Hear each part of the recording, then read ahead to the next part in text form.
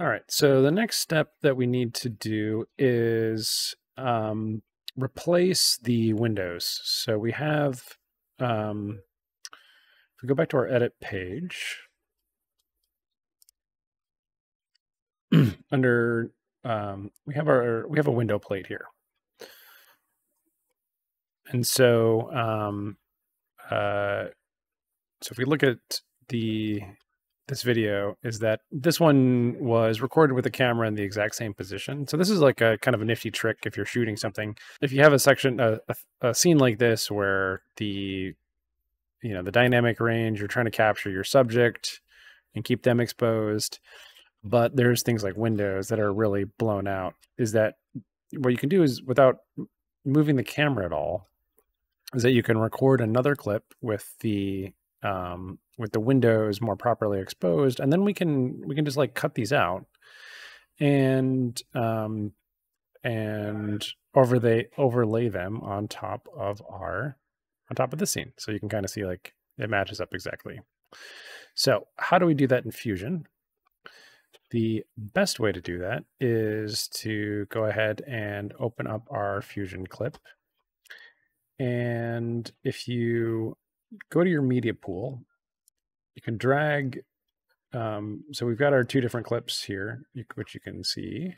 You can scale them up here. So we can see that this is our window plate.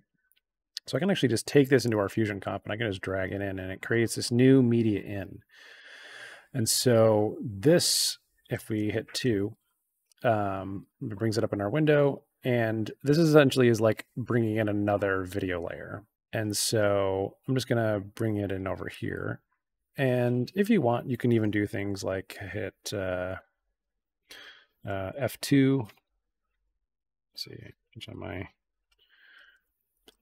so I could rename this window plate. And that sometimes can help you just keep things organized within your comp here, or your node tree. So what we need to do is we can add another merge. So let's add another merge. And if I hold Shift, I can actually drag this down, and it actually eases a way to connect like a merge node inline between this merge node where we patched in the ceiling and the our media out. So one of the things I can do is, if I just come in here and go over top, now like we're looking at our media out, and we have our window plate being merged in on top. But the thing is like we just want these windows. So for this, I would say let's use a tool called Mocha. Mocha is it's really a great way to create rotoscoping. So rotoscoping is like if you're creating masks, or especially if you have to animate them. I find Mocha Pro to be an excellent tool for this. There are other ways to do it, but one of the benefits of Mocha Pro is that if you're getting into stereoscopic 360 footage, where you have like this 3D footage, is that you can easily you can like rotoscope something in the left eye and have that be translated with the correct transforms to the right eye. So it actually saves you a ton of work. So if you're doing professional 360 work, Mocha Pro is pretty awesome. So one of the things you need to make sure you do when you set it up is you first want to tell Mocha Pro what kind of footage you're dealing with. So there's a lot of people will use Mocha Pro for traditional footage. So that's what these first things are. So this is just traditional 2D footage. This is stereo footage where it's actually interlaced in between it. That's kind of a format that you see in like 3D movies. Another format is top, bottom, left, right. So these are things that we've kind of talked about a little bit, but specifically if you're doing 360 footage, is you want to make sure you're picking the correct format here. So we're doing 360 mono. So we're going to click 360 mono, and then what we do is we click Launch Mocha UI. And if you're just opening up Mocha for the first time, by default, it's going to look something like this.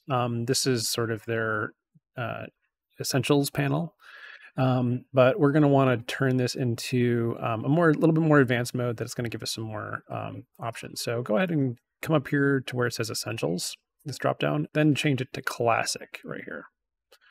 And that will get you to this window here. I'm not going to do a Mocha workflow exactly, but this is a really powerful tool that can be used. I'm just going to hit this first frame button to go to the very beginning of our clip, and then what I'm going to do is I'm going to create 2 masks. So in our other footage, the windows were really blown out, and so I could just go in and just cut out all the windows and replace them individually. But what I've noticed is that really to get it to blend nicely is that we probably are going to want some feathering to happen from where the window goes to kind of like where these where the light kind of hits like the wood and like this stuff. If we just cut out the windows themselves might look a little funky. So let's try something like this. So I'm just going to use the pen tool, and I'm just going to kind of create a pretty general mask. Until I get to this pipe, I'm going to follow that pipe actually pretty closely. And to there. And so what I've done is what's cool is like when you set the mode to 360 is that it kind of automatically follows how the lines of, kind of the distortion happens. Another kind of neat trick is that you can hit this 360 button and then you can actually just look around your sphere. So if you're trying to work on something specifically, sometimes this can be like a really helpful way to kind of look around your scene. But I'm just going to come back in here and let's just going to make another 2 layers. So let's do it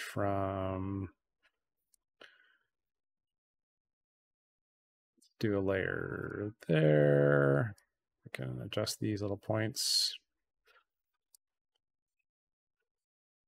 And if you need a more in-depth tutorial on how Mocha works, just go ahead and seek those out. There's a lot of like really great material out there for that. But then let's just grab those. I'm gonna make my mask here. And then the next thing I'm gonna do is I'm gonna work on my inner, so if you're familiar with After Effects, there's a feathering option. And so, so feathering can be adjusted by, if you come over here, you can pick the edge, and I can grab this solid blue line, and then this becomes essentially like the feather. So I'm going to just add a little bit of feathering, and let's see if this works. You need to make sure that you save it. If you don't save it inside this window, it'll lose itself. And nothing is changing here, so we don't really need to animate any of this. So let's just go ahead and make sure it's saved and close out. And then nothing has happened yet. And that's because we have to tell Mocha to do something with these those shapes that we just created, those mats. So what we are going to do is just click Apply Matte, like so. And so when we do that, here we can, if I hit View Matte, you can kind of see these are the shapes that we've just created, and then that's how it is doing the compositing. And to be honest, I think like that was actually maybe not so bad. This looks maybe a little funky. Like the mask maybe needs a little bit nicer feather right there. So let's just go ahead and go back and fix that. Let's go ahead and save. I like saving. All right, let's go back in here. And okay, yeah, it's just sort of where this line is. I think we just need to just bring it up off the pipe just a little bit. So save that. And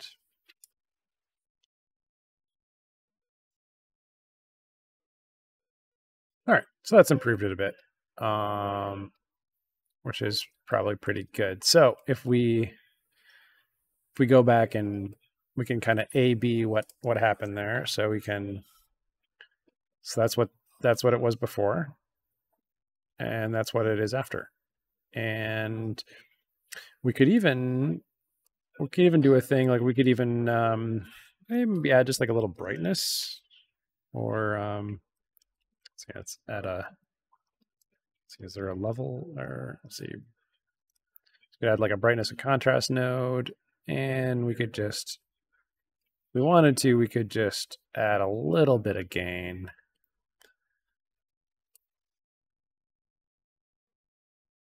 Okay, so some of it you can change, like the gain. If you didn't want to use brightness and contrast, there's also curves. I sometimes like curves for color correcting this kind of stuff. I feel like I can sometimes just fine tune where the you know, kind of my low lights and my highlights work. So really my goal here is to try to make it look natural without completely blowing out the windows. So I don't want it to look like that because that's what we had. But, you know, if I'm just adding a little bit of detail back in those windows, while still making sure that they seem like they register as bright, then that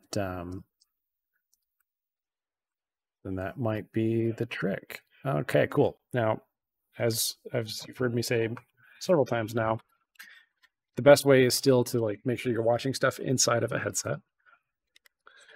The headset is really what's going to tell you if something feels wrong or not. So I'm just looking at my work.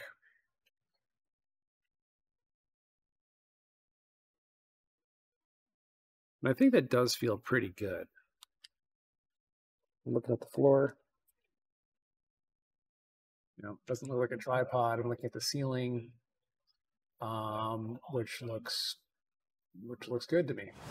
I hope you're enjoying this preview of my cinematic 360 video post-production class. You can get this tutorial and 5 complete chapters for free by signing up at learn.voyeur.com. The full class includes 10 hours of content covering stereoscopic, 360 video, 180 VR, and more. It's now available at learn.voyeur.com, so go ahead and check it out.